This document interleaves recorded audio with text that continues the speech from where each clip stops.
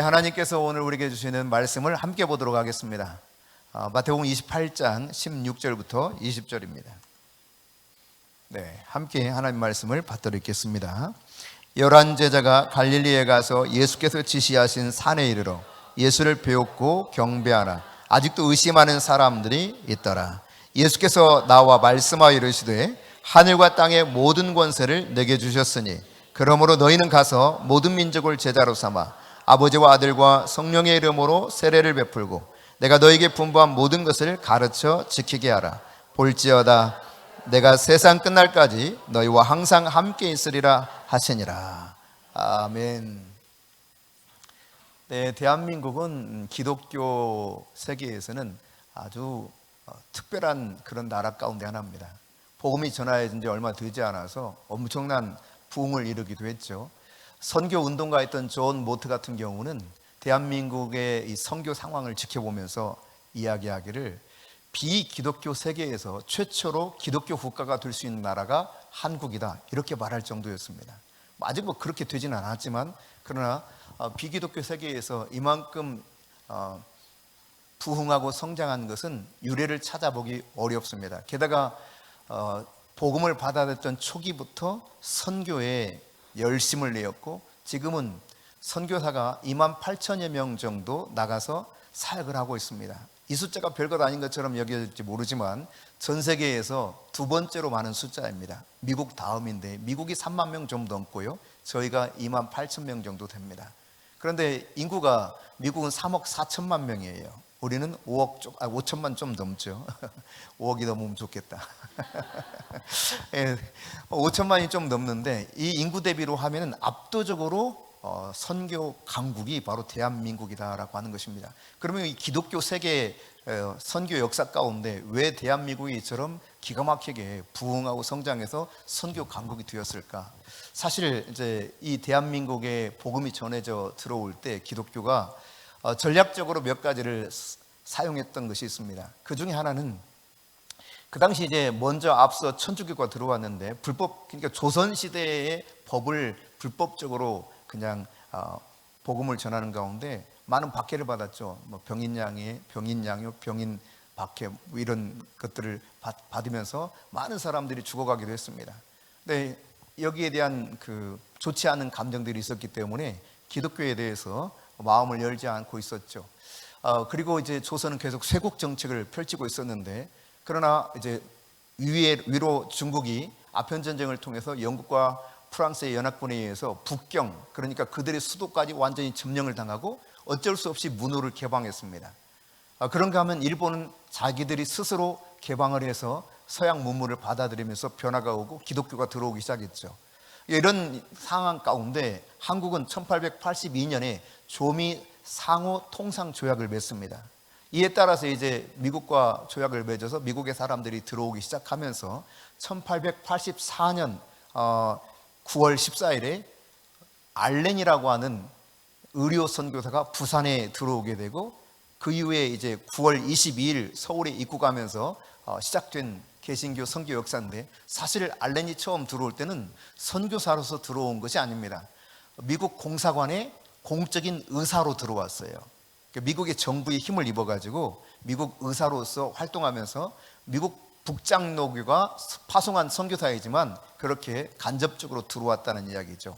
그러면서 이제 합법적인 범위 내에서 활동하면서 소위 광해원이라고 하는 최초의 우리나라 서양 병원을 세운 그런 분이기도 하죠. 근데 여러분, 이처럼 천주교가 좀 다른 전략을 썼는데 천주교에 대한 이런 좋지 않은 기억이 있기 때문에 기독교를 거부했을 때 우리는 천주교와 다르다. 그들은 성모 마리아한테 기도하고 우리는 예수님께 기도한다. 그들은 신부에게 고해성사를 하면서 조선의 여인들이 낯선 그 신부 앞에 나가야 되지만 우리는 다르다. 예수님께 직접 기도한다. 등등의 몇 가지 교리적 차이를 뛰어넘어서 실질적으로 법의 테두리 안에서 선교하여가는 차별화 정책을 펼쳤어요. 그뿐만 아니라 선교지 분할 정책을 펼치면서 선교사들이 서로 다투지 않고 선교하는 이런 전략도 펼쳤었죠. 그리고 이제 앞서 이 선교사들이 그렇게 많이 들어올 수 있는 배경을 열을 수 있었던 초창기에는 간접적인 선교를 펼쳤습니다. 그래서 그들이 의료 선교와 교육 선교에 집중했습니다. 직접적으로 복음을 전하지 못하는 환경이었기 때문에 이처럼 한국의 상황들을 조금 나은 방법으로 그렇게 가르쳐주면서 나갔는데, 일본에서는 영어를 가르쳐준다고 했을 때 많은 사람들이 와서 선교사들에게 영어를 배우면서 학교가 활성화됐어요. 한국에서도 처음에 동일한 방법으로 그렇게 진행했지만 한국에서는 달랐습니다. 그래서 선교사들이 정책을 바꿉니다. 한국어로 교육을 시작합니다. 그리고 십자가의 복음을 전하기 시작해요. 그것이 주요한 전략 가운데 하나가 될 수 있었습니다. 그런데 무엇보다도 정말 중요한 선교 정책 가운데 하나는 중국과 일본에서 앞서서 어떤 방법을 가지고 전도했냐면, 선교사들이 돈을 주어서 현지인을 고용해서 그들을 전도자로 사용했습니다. 그런데 이렇게 하다 보니까 쉽게 할 수 있기는 하지만 문제는 라이스 크리스찬을 양상하게 된다고 하는 사실을 깨닫게 된 거예요. 그러니까 진실하게 그리스도 안에서 변화를 입어서 거듭난 사람으로서 활동하는 것이 아니라 돈 때문에 기독교인 것처럼 활동하는 사람들이 많아지게 된 것입니다. 이런 병폐를 깨달으면서 이제 프린스턴 신학교의 출신이었던 존 네비우스가 1854년 이후에 중국에서 계속 개척을 하면서 교회 개척을 20여 년간 해왔는데, 그가 깨달은 방법은 이렇게 해서는 안 되겠다라는 생각을 하게 된 것입니다. 그래서 그가 주창했던 것이 무엇이냐? 자립선교. 네비우스 선교 방식은 3자 원칙에 의해서 됩니다. 자립, 자족, 자급. 이렇게 이제 선교 정책을 딱 가지고 주장하기 시작했는데, 한국의 선교사들이 1890년 6월 2일 날 이 네비우스 선교사를 초청해서 강의를 듣게 됩니다. 새로운 선교 전략 방안이 주장하는데 뭔가 듣기를 원했어요. 그렇게 이제 들어가는 가운데 한국 장로교회에서는 이 네비우스 선교 정책을 공식적으로 선교 방법으로 채택하기로 결의를 하고 받아들여요.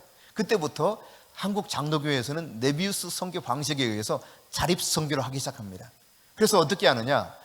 이제 평신, 그러니까 현지인, 즉 조선 사람들을, 예수 믿는 사람들로 하여금 저들이 복음을 전하게 만들게 하는데, 돈을 주어서 하는 것이 아니라 저들이 스스로 깨닫고 변화를 받아서 복음을 전하게 합니다. 보수를 받지 않은 현지인 전도자들인 것이죠. 소위 말해서 오늘날 용어로 바꾸면 평신도 사역자들이 복음을 전하는 거예요. 이게 네비우스 선교 방식이었습니다. 그렇게 해서 이제 시작된 이 선교가 19년이 지나고 1909년 이 결과를 딱 뚜껑을 열어보니까 어떻게 되었느냐? 이게 연구 결과 도표로 나와 있는 것을 보시면 쉽게 알 수 있습니다. 한국인 사역자 수가 1052명이었는데 한국 교회가 저들에게 필요한 모든 것을 전액 부담한 사람이 991명으로 성장한 겁니다. 일부 조금만 선교사들이 지원해서 그렇게 활동하는 사람이 61명. 그러니까 이것을 데이터로 보면 96%에 가까운 사람들이 한국인이 자발적으로 도와서 사역을 하게 만들었다는 이야기예요. 외국인의 도움을 받지 않고, 선교사의 도움을 받지 않고. 그런가 하면 예배당이 그 당시 800개가 건축이 되었는데, 여러분 엄청난 숫자입니다. 이게 어마어마한 숫자인 거예요. 800개가 건축됐는데 한국교회 성도들이 금반지 팔고 논 팔고 집 팔고 해가지고 지은 예배당이 780개. 그리고 선교사들이 예배당 건축에 한 3분의 1 정도만 도와줬던 교회가 20여 개. 그래서 이 토탈 800개의 교회가, 한국 교회가 부담한 액수가 얼마냐? 98% 정도 감당해서 교회를 건축했다. 이게 전 세계의 유례를 찾아보기 어려운 이야기예요. 자립선교가 꽃을 피우게 된 것입니다. 그러니까 여러분, 한국 교회가 그렇게 급격하게 성장할 수 있었던 요소 가운데 하나는 그 시대에 맞는 가장 적합한 선교 방법을 선택해서 복음을 전한 결과였다. 특히 자립선교에 이 놀라운 비결이 있었다고 하는 것을 보여주고 있습니다. 그래서 이때요, 성경책이나 혹은 기독교 서적을 이렇게 나눠줄 때도 절대로 공짜로 주지 않았어요. 여러분, 그 시대 얼마나 어려웠습니까? 먹고 살기가. 공짜가 없었습니다. 다 돈을 받았습니다. 그게 주요했어요. 여러분, 공짜는 사람들이 아주 우습게 여기죠. 별로 중요하게 여기질 않습니다. 근데 그 시대에 그렇게 어려운 속에도 자기의 돈을 얼마라도 조금씩 들여서 성경을 사서 읽고 기독교 서적을 사서 읽고 사경회에 그렇게 참여하고 했던 결과가 그렇게 성장하게 만들었고 성숙한 기독교인들을 양산시켰다는 이야기입니다. 오늘 예수님께서 부활하신 다음 맨 처음 여인들을 만났죠. 그 여인들에게 말씀합니다. 너희들이 제자들에 가서 갈릴리로 가라 그래. 내가 갈릴리에 가서 기다리겠다 그랬어요. 오늘 본문에 보면은 16절에 이렇게 기록하고 있죠. 11제자가 갈릴리에 가서 예수께서 지시한 산에 도착했다는 것입니다. 예수님 말씀하신 그 갈릴리 한 지방의 산에 딱 갔어요. 그런데 몇 명의 제자가 갔다고요? 11제자. 본래 몇 명이었습니까? 12제자였습니다. 어떻게 되었습니까? 한 제자 곧 가룟 유다는 예수님을 팔아넘기고 그 이후에 자신이 잘못했다는 사실을 후회하면서 죄를 용서받기 원하는 것이 아니라 후회하면서 자책하면서 자살했던 사람이죠. 그래서 11제자가 이제 이 갈릴리 산에서 예수를 만나게 되었는데, 여러분 이 유다는 교만했습니다. 예수님의 말씀과 예수님의 행동에 대해서 본인이 동의하지 않는 부분에 있어서는 받아들이지를 못했습니다. 사단이 본래 어떤 존재입니까? 교만한 존재입니다. 교만하여서 대적한 자가 사탄입니다. 우리가 교만이 별것 아닌 것처럼 여겨질지 모르지만 사단의 하수인 노릇하면서 패망의 결과를 가져올 수 있다고 하는 것을 성경은 분명하게 증거해 주고 있죠. 자기 주장이 많은 사람이 이 가룟 유다였어요. 예수님의 말씀보다 내가 더 옳다는 생각을 했던 것이죠. 야망의 사람이었습니다. 그는 돈깨를 맡은 자요 도적이라 성경이 그렇게 말하고 있죠. 이런 유다가 하나 사라지고 이제 11제자가 갈릴리에서 만나는데, 여러분 유다도 처음에는 출발 잘했습니다. 그렇죠? 예수님 제자로서 기꺼이 모든 것을 버려두고 예수님 따랐어요.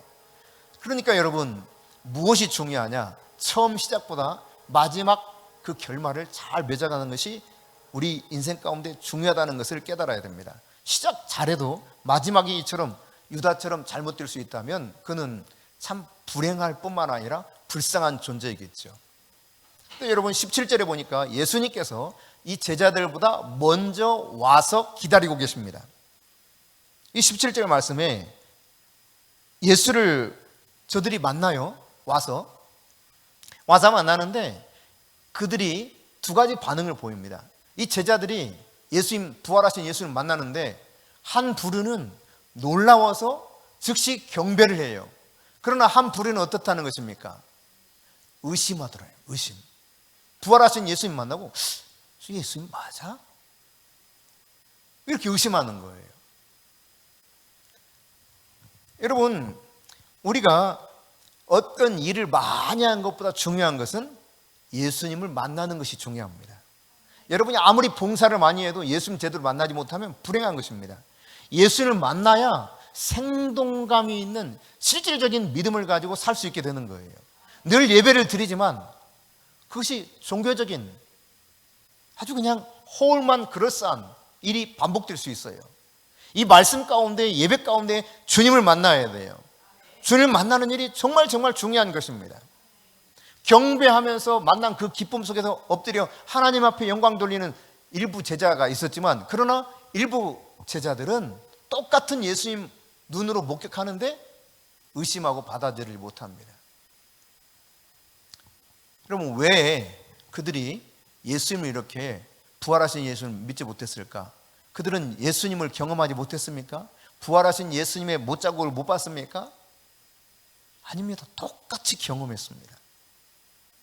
우리는 이렇게 말할 때가 있습니다. 나도 그 경험이 있으면 믿을 것 같아. 경험이 믿게 하는 것이 아닙니다.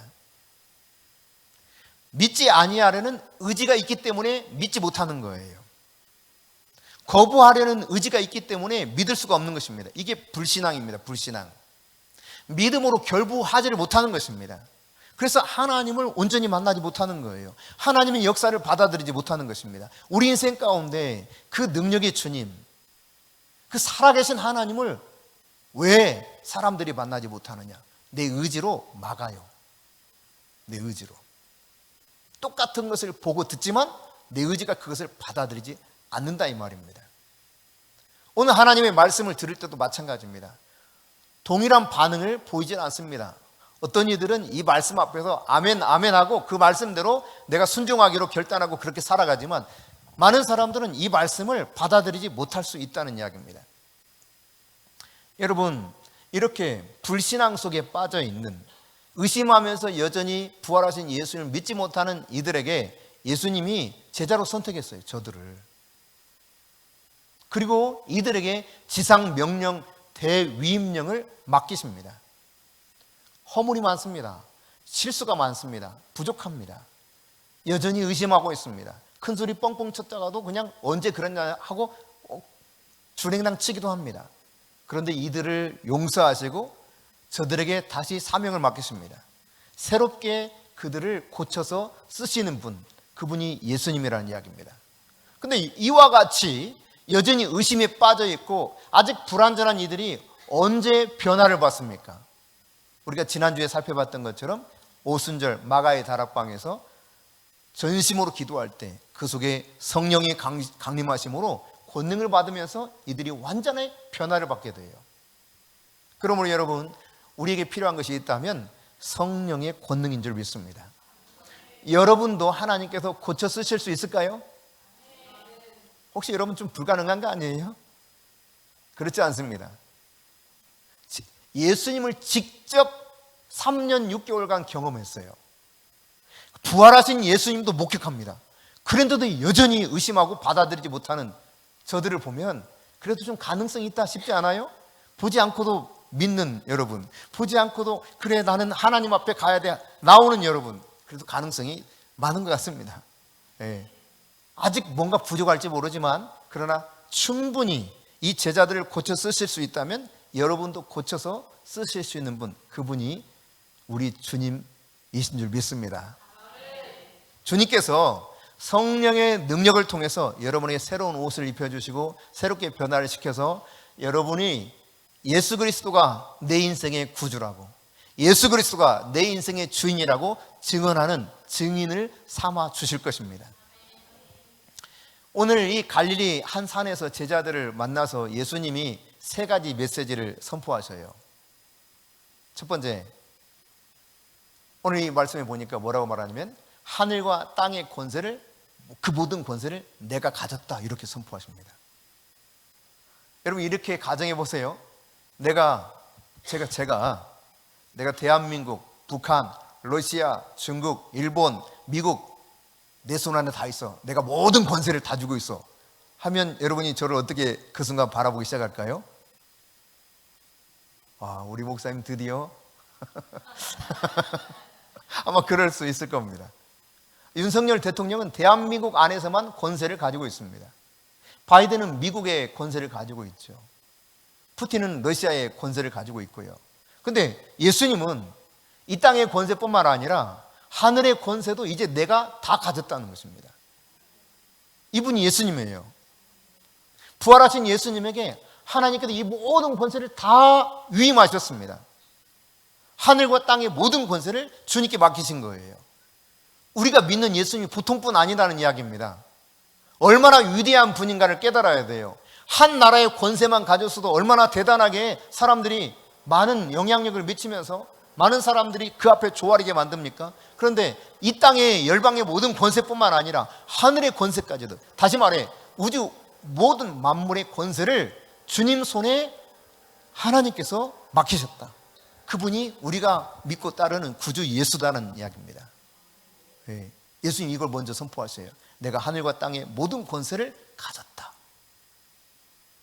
그런 다음에 19절부터 20절 상반절에 보면 가서 모든 민족을 제자 삼으라라는 메시지를 선포하는데, 사실 여러분, 하늘과 땅의 권세를 가지신 분만이 이것을 준행할 수 있는, 실행할 수 있는 능력이 있는 겁니다. 사실은 모든 민족을 제자 삼는다? 말도 안 돼. 자기도 이렇게 허덕이고 막 난리인데요, 뭘 가서 모든 민족을 제자를 삼는단 말이에요. 하늘과 땅의 권세 있는 분만이 이룰 수 있는 명령을 제자들에게 하고 있어요. 그러니까 지상 최대의 명령이라고 말하죠. The Great Commission. 가장 위대한 사명을 이 제자들에게 맡겼어요. 아직 의심에 빠져있는 제자들, 실수투성이 허물 많은 이 제자들에게. 그런데 주님께서 이 제자들이 충분히 감당할 수 있는 은혜의 사명을 저들에게 맡기고 있다는 것을 우리가 깨달을 수 있죠. 여러분, 그런데 이 명령을 그대로 성취한다면 이것은 곧 하나님의 모든 뜻을 이루는 것과 동일한 것입니다. 하나님의 뜻을 다 이루는 것, 이게 뭐냐? 이 명령을 성취하는 거예요. 주님이 온 세상에 복음이 전파되기 원했거든요. 그리고 주님께서 마침내 이 땅에 오셔서 이 세상 끝을 내지 않습니까? 그리고 새하늘 새 땅을 내리시잖아요. 그러니까 하나님의 뜻을 완전히 이루는 것은 사실 모든 민족을 제자 삼는 거예요. 이 명령 성취하면 하나님의 뜻을 다 이루는 것입니다. 다시 말해 이것을 바꾸어서 표현하면 이 명령 자체가 어마어마한 엄청난 명령이라는 이야기죠. 이게 하나님 뜻을 다 이루는 엄청난 명령이구나. 이거 아무나 감당할 수 없는 거구나. 하늘과 땅의 권세를 가지신 분만이 이룰 수 있는 명령이구나. 근데 이 명령을 누구에게 내리냐 이 말이에요. 이게 또 아주 기가 막힌 거죠. 의심하고 있는 제자들에게 지금 이 명령을 하고 있다는 사실입니다. 이제 죽을 각오가 되어 있고 그냥 목숨 바쳐도 충성하겠다고 결단하고 나온 제자들이 아닙니다. 의심에 차 있는 제자들에게 이 엄청난 명령을 주고 있다는 사실이에요. 변덕스럽습니다. 큰 소리 쳤다가 금세 뒤돌아섭니다. 아니 우리 죽는 데까지 따라갈게요. 베드로가 큰 소리 치니까 우리도 가죠. 당연하죠. 하고 뻥뻥 큰 소리 쳤던 사람들이 제자들입니다. 다 달아났잖아요. 그 부활하신 예수님이 나타나도 두려워가지고 의심에 차 있는 제자들이 바로 이들 아니었습니까? 아주 비겁합니다. 자기들이 위태롭다 싶으면 도망치는 비겁한 제자들. 큰 소리 쳤다가도 조금 불리하면 쉽게 도망쳐버릴 이런 제자들. 바로 이런 제자들에게, 이 딴짓하는 제자들에게 예수님께서 이 어마어마한 엄청난 명령을 주셨다는 사실이에요. 그러니까 이것을 보면 여러분, 이 세상에서 누가 가장 믿음이 위대한 존재인가? 예수님이에요. 예수님이 무작정 믿어버리는 것 같아요. 한번 믿기로 작정하면 끝까지 믿어버리는 것 같아요. 이렇게 의심하고 있는 제자들 믿고 다 남겨두고 하늘로 올라가시잖아요. 이제 더 이상 관여를 안 하십니다. 그게 예수님입니다. 그러니까 예수님이 이런 의심 많은 제자들을 그토록 믿고 맡겼다면 우리를 좀 믿어주실 만할 것 같아요? 도저히 여러분 못 믿을 것 같아요? 참 예수님 대단하신 분이신 거예요. 그러니까 변덕스러워도 의심이 많아도 뒷걸음질 쳐도 비겁하게 도망쳐도 딴짓거리 해도 여전히 믿어주셔. 그리고 이 위대한 명령을 감당해라. 이 명령을 주고 있다는 사실입니다. 세계 복음화를 11명의 제자들에게 위임하고 예수님은 승천하십니다. 여러분, 질문 하나 할게요. 교회가 왜 존재할까요? 교회. 건물을 말하는 것이 아닙니다. 세상으로부터 부름받은 거룩한 무리들인 성도들이 왜 존재하냐 말이에요. 왜 목숨을 부지하면서 살아가는 성도의 삶을 사냐 이 말이죠. 여러분, 딴 것은 아닙니다. 이 주님의 명령을 그대로 따라서 성취하도록 하기 위해서 교회가 존재하는 겁니다. 성도가 존재하는 겁니다. 여러분 직장 생활하는 거 왜 직장 생활하는 줄 알아요? 여러분이 사업을 하는 거 왜 사업하는 줄 아세요? 여러분이 결혼하기도 하고 여러분이 뭔가 학교에 가서 공부를 하기도 하고 뭔가 연구를 하기도 하고 다 무엇 때문에 하신 줄 아세요? 여러분의 이름을 높이라고요? 천만에요. 바로 이 복음이 전하여져서 주님이 말씀하신 지상 대위임령이 성취되도록 하기 위해서 존재하게 하는 거, 그 일을 하게 만드는 겁니다. 만약 이 일이 필요 없다면 여러분 예수 믿는 순간 여러분 죽어야 돼요. 하늘나라로 그냥 가야 돼요. 더 이상 여기 있을 필요가 없어요. 근데 여기에 남겨둔 이유는 내가 너도 좀 고쳐서 써볼 테니 네가 나의 명령에 따라서 이 복음을 전하렴 하고 남겨두는 거예요. 그러니까 한마디로 말해서 우리의 주된 주업이 뭐냐? 복음 전하는 겁니다. 나머지 다 부업 같은 거예요. 부업은 별것 아닙니다. 해도 되고 안 해도 되는 것들입니다. 근데 해도 돼도 안 해도 되는 것들을 통해서 조금이 어떤 우리 삶에 유익이 있게 만들고 그것을 통해서 우리가 힘을 얻어서 복음을 전하는데 주력하게 만드는 거예요. 우리가 존재하는 목적이 바로 이것입니다. 감당할 수 없는 명령을 내리면서 가서 모든 민족을 제자 삼으라 말씀하셨습니다.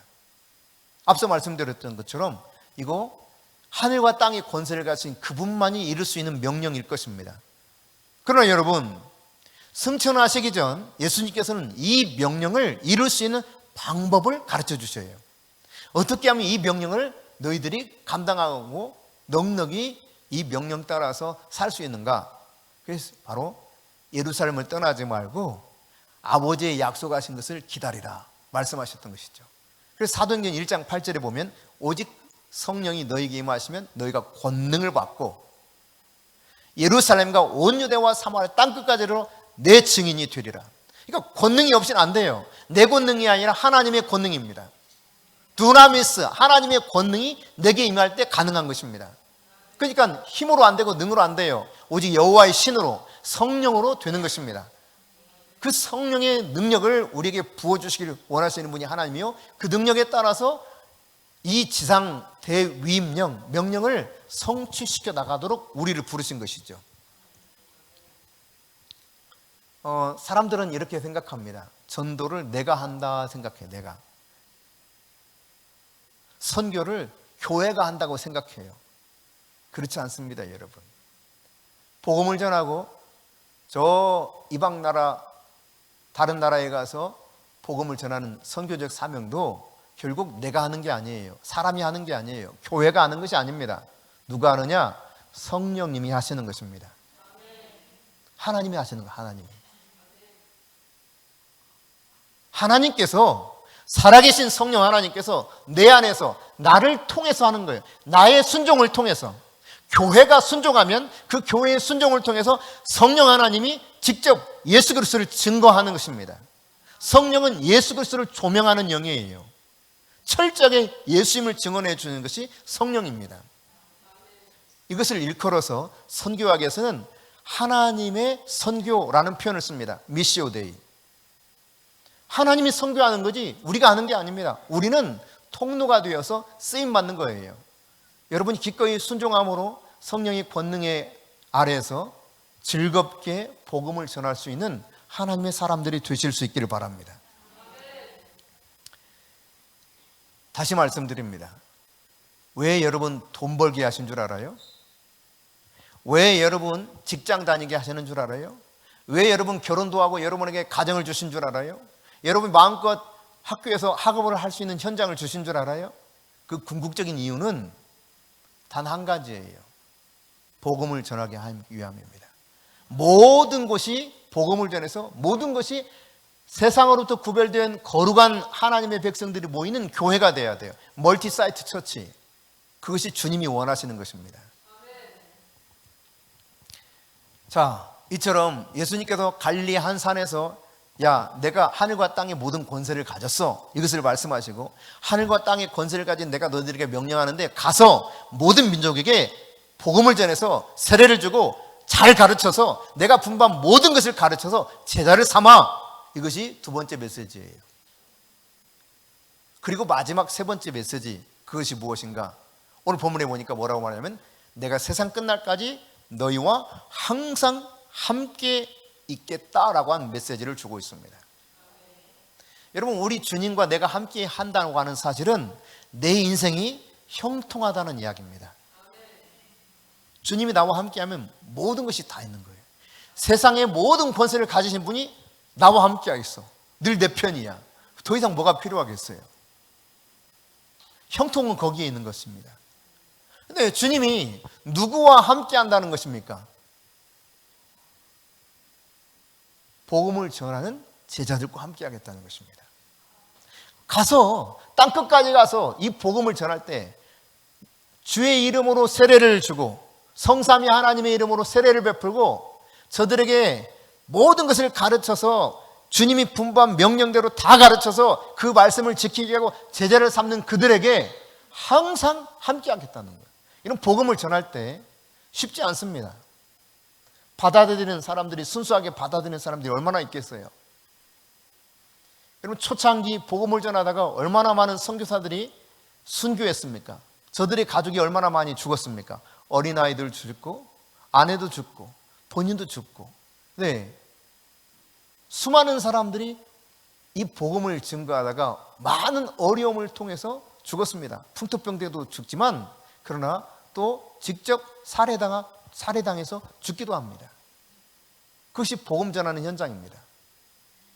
근데 그 속에 주님이 함께 하셔서 이 복음이 얼마나 위대한 것인가를 계속 증거해 주는 가운데 마침내 주님의 이 지상 명령이 온전하게 전하여지는 그 일이 이루어진 날이 반드시 올 것입니다.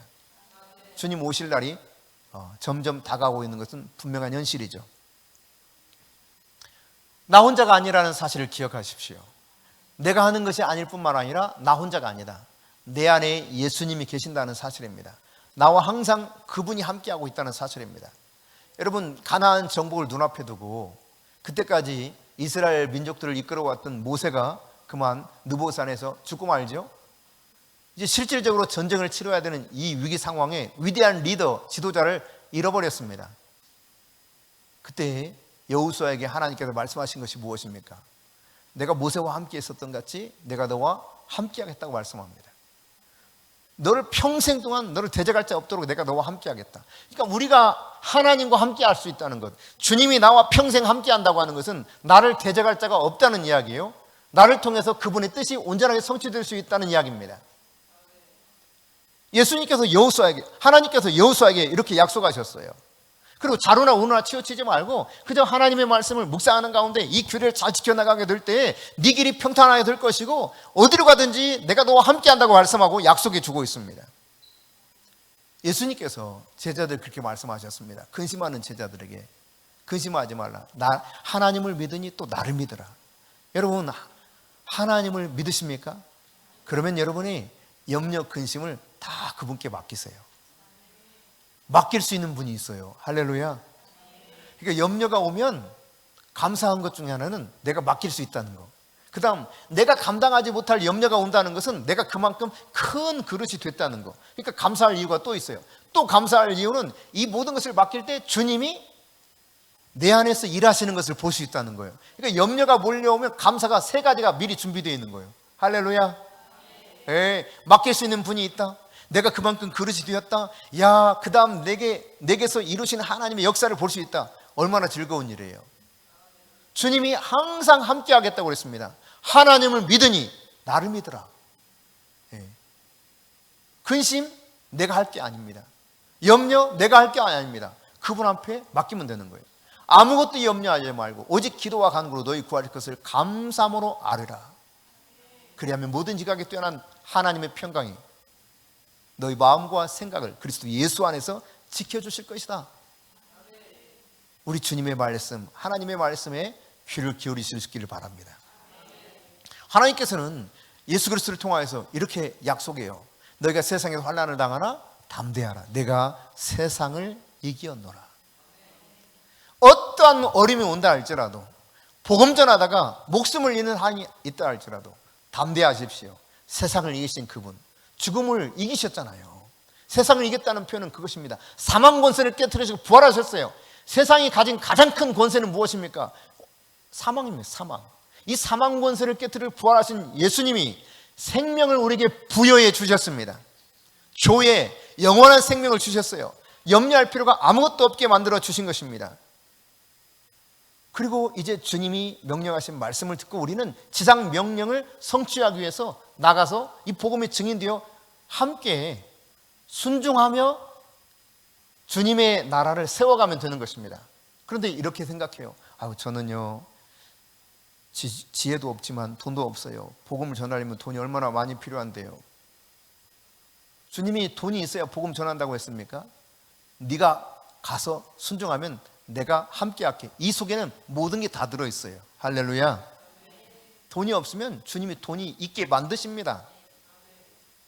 사람이 없어요. 나와 함께 할 사람. 사람 없으면 사람 있게 만드십니다. 능력이 없어요. 능력 있게 만드십니다. 나는 건강도 부족해. 건강도 책임지십니다. 주님이 말씀하시는 것은 믿고 나가서 증인만 되라는 거예요. 증인만 되라. 담대하게 복음을 선포하며 나가라는 것입니다. 오늘 이 시대는 참 복음 전하기 어려운 시대라고 이야기하죠. 이제 자라나는 시대는 더 그런 영향을 많이 받고 있는 세대라고 할 수 있습니다. 그래서 심지어 선교지 중에 선교지는 지금 청소년이다라고 말할 정도입니다. 심각합니다. 그런데 여러분, 이런 시대에, 이 시대의 사람들의 특징 가운데 하나는 영상과 이미지에 사로잡혀 있던 사람들이라는 이야기예요. 그것도 짧은 영상, 긴 것도 잘 안 봐요. 그러니까 우리나라 초기에 우리나라에 가장 적합한 선교 전략을 고민하면서 발견하고 그 선교 전략에 의해서 복음을 전했을 때 놀랍게도 엄청난 부흥을 이루었던 역사가 있었던 것처럼 오늘 이 시대에 어떻게 하면 이 영상에 사로잡힌 이 시대, 이미지에 너무너무 집착하는 이 시대 사람들에게 복음을 효과적으로 전할 수 있을 것인가? 그것이 더 포 전도 방법이에요. 심볼 이미지 4개를 가지고 복음을 전합니다. 그리고 있을 질문을 던지고 답을 얻어가면서 그들의 삶에서 일어날 수 있는 문제들과 더불어 복음의 본질로 들어가서 복음을 전할 수 있도록 돕는 것이 더 포 전도 방법이에요.